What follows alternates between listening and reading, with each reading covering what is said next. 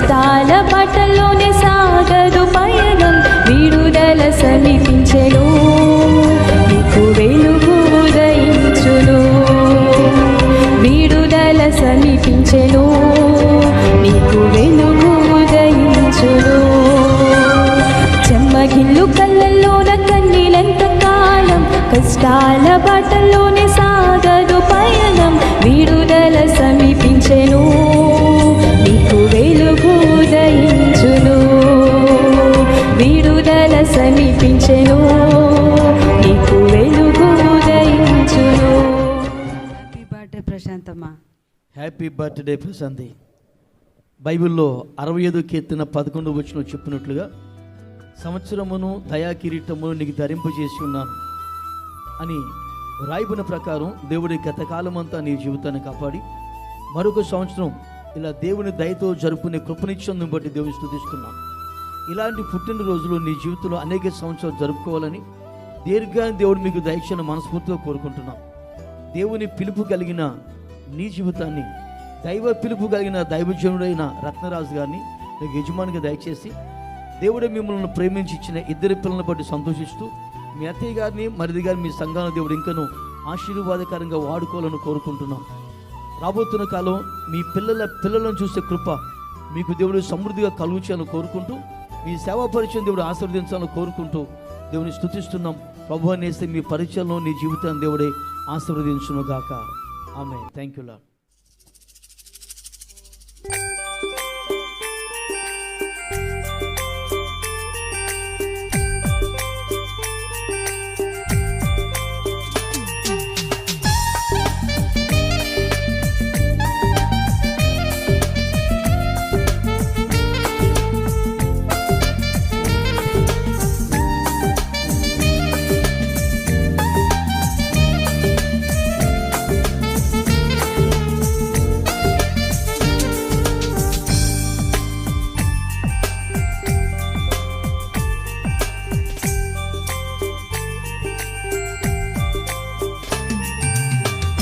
ఇంతకాలం నీదు కృపలో కాచిన దేవా, ఇంతకాలం నీదు కృపలో కాచిన దేవా, ఇకను కూడా మాకు తోడు నీడ నీవే గదా,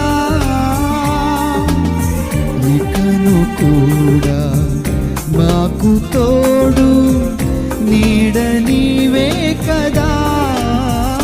ఇంతకాలం నీదు కృపలో కాచిన దేవా, ఇంతకాలం నీదు కృపలో కాచిన దేవా.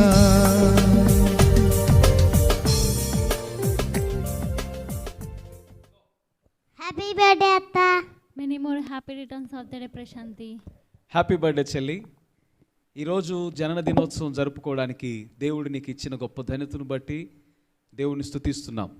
హబక్కుకు 3:2లో రాయబడినట్లుగా సంవత్సరములు జరుగుచుండగా దేవుడు నీ పట్ల కార్యములు నూతన పరచాలని ప్రార్థన చేస్తున్నాం.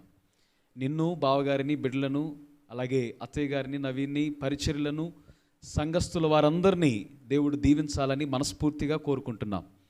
యోహాను పుట్టుట వలన అనేకులు సంతోషిస్తారని బైబిల్ గ్రంథంలో రాయబడింది.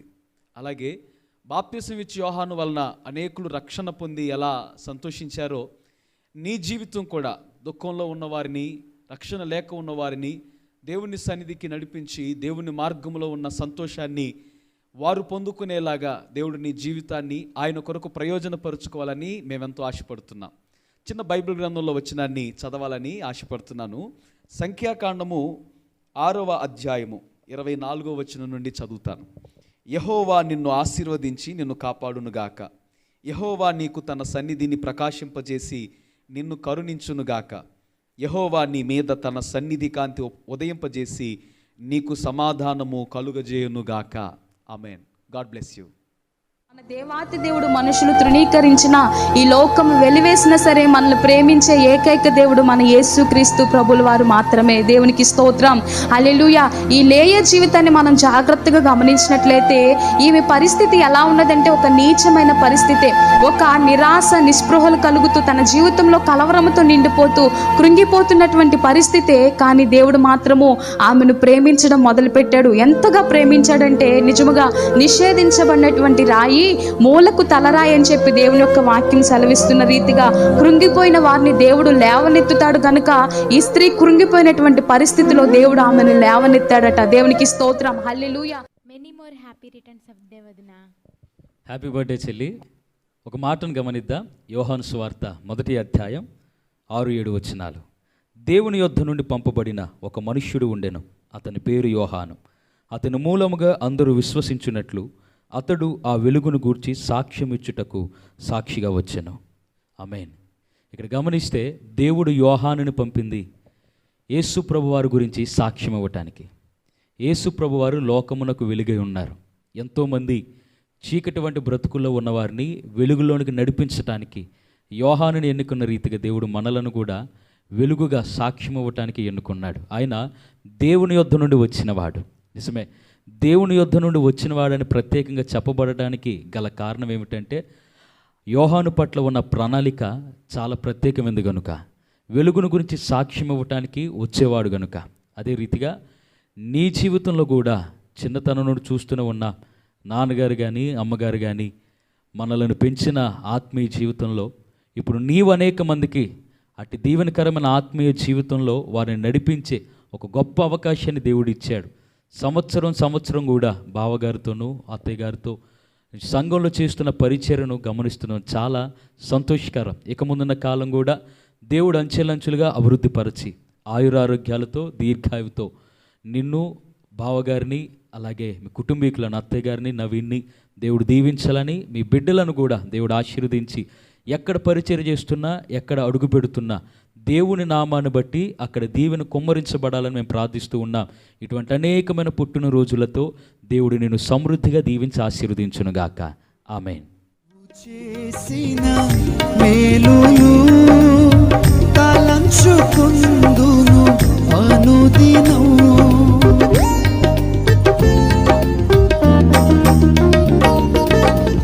నీవు చేసిన మేలులు తలంచుకుందును అనుదినం. నా స్తుతి స్తోత్రము నీకే యేసయ్యా, వేరుగా ఏమియు చెల్లించలేనయ్యా. నా స్తుతి స్తోత్రము నీకే యేసయ్యా, వేరుగా ఏమియు చెల్లించలేనయ్యా. ఇంతకాలం నీదు కృపలు కాచిన దేవా, ఇంతకాలం నీదు కృపలు